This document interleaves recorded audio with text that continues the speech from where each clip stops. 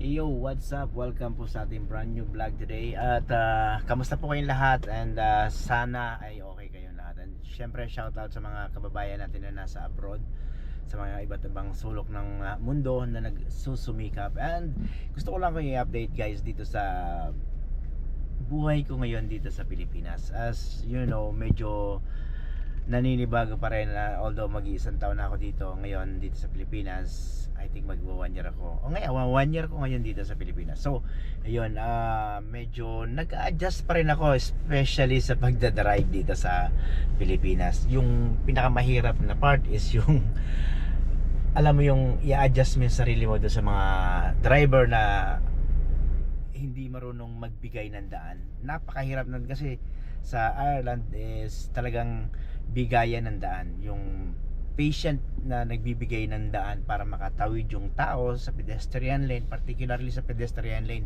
Natatakot ako na yung mga tao ay masasagasaan sa pedestrian lane kasi kahit na ako huminto na ako bago yung pedestrian lane, and in fact nagha-hazard pa ako para lang makita ng mga approaching car na medyo may tao sa harapan, tuloy-tuloy pa rin talaga sila. So nakikipagpatintero talaga yung mga tao sa pedestrian lane. Yun talaga yung isang nakakatakot. Pangalawa, yung mga motor sa tabi, sa mga gilid-gilid. Tsaka talagang yun yung mga pinaka sobrang hirap na adjustment na ginagawa ko ngayon sa pagdadrive dito sa Pilipinas. At siguro masasanay din ako. Yun nga lang, syempre dahil nga sobrang hirap din mag-adjust dahil medyo malaki din yung sasakyan natin. So naninibago ako na sobrang sikip ng kalsada dahil sobrang daming sumisingit. Pero nevertheless, okay pa naman tayo. Safe pa rin naman tayo nakakarating sa mga pupuntahan natin. And sana lang magbago yung sistema dito sa Pilipinas. Isang bagay kasi na ikinakatakot ko sa gabi, yung pagdadrive sa gabi, yung napakaraming sasakyan na walang ilaw. May mga sasakyan na bago naman sila pero hindi sila nagsisindi ng ilaw. Mga motorsiklo na walang ilaw, mga headlights, mga stoplight, walang ganon. So hindi mo sila minsan mapapansin, bigla na lang sila sumusulpot, minsan nasa harapan mo na sila.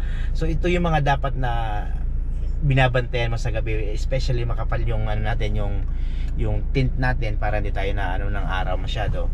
So yun yung grabe na focus ko sa pagdadrive dito, pero nag-i-enjoy ako dito sa Pilipinas. And yun, maganda yung panahon. Medyo mainit nga lang para sa akin, sobrang init.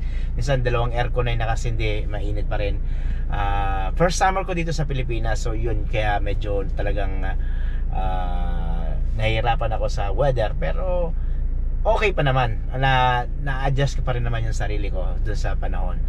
Medyo nag-lose tayo ng konting weights, which is good kasi kailangan natin ng nagbawas ng timbang dahil mabilis akong napapagod nung time na medyo mataba-taba pa ako. So nagpapayat tayo ng konti, which is good. Medyo fit tayo.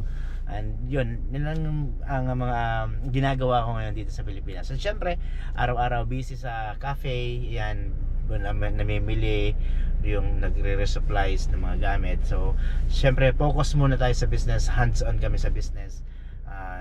At yun, maraming pa tayong mga bagay na pag-uusapan sa mga susunod natin vlog. So abangan nyo yung mga susunod kong update sa mga vlogs ko. At one day, malay nyo, may makakasama na ako sa pagbablog ko.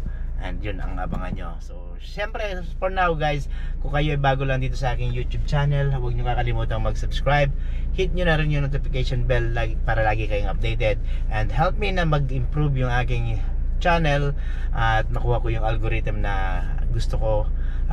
I'm starting a new vlog kasi dati yung mga vlog ko is, as you all know probably, yung mga nakasubaybay sa akin dati, ako si Casino Boss or si Coffee Boy kung tawagin.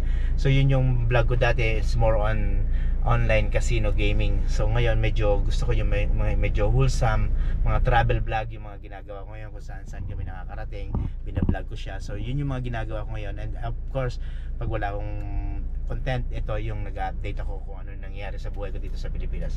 So sana maging interested kayo sa mga ginagawa ko dito sa Pilipinas and supportahan nyo na rin yung mga ginagawa ko video. Maraming salamat and see you again sa ating next video. Salamat!